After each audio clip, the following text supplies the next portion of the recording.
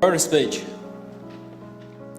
and then a week before I was due to deliver that speech tonight, they said, "You've got cancer."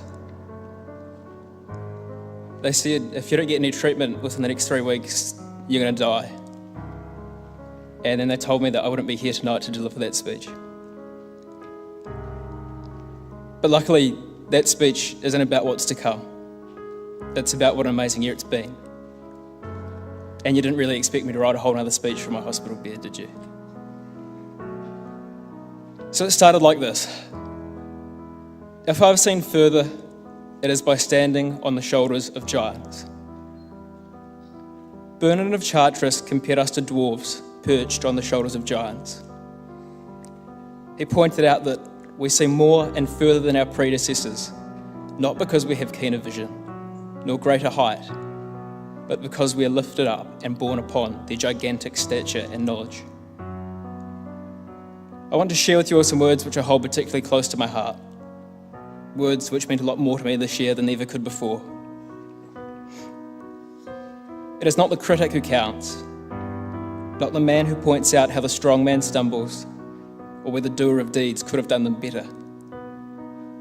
The credit belongs to the man who is actually in the arena, whose face is marred by dust and sweat and blood, who strives valiantly, who errs and comes short again and again, because there is not effort without error and shortcoming, but who does actually strive to do the deed, who knows the great enthusiasm, the great devotion, who spends himself in a worthy cause, who, at the best, knows in the end the triumph of high achievement, and who, at the worst, if he fails, at least he fails while daring greatly.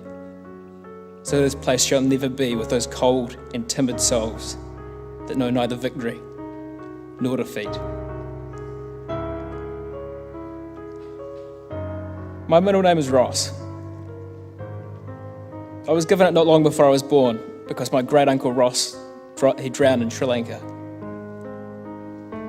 Mr. Ross Bailey was a Christchurch-based kidney transplant surgeon working for the Asian Commission for the Global Advancement of Nephrology.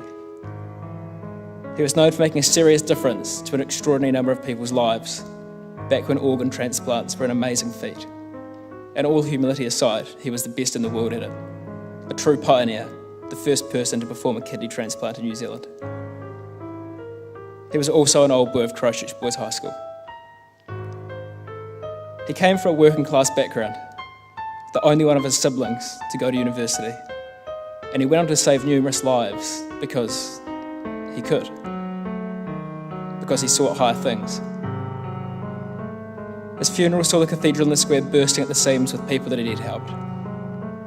He'd done so much in his short years, giving life to the dying. He dared to make a difference. A graduate of Boys High from a working class background, putting Aotearoa Peto into action. Now, we can't all save lives by transplanting organs, but we can make a difference in our own way.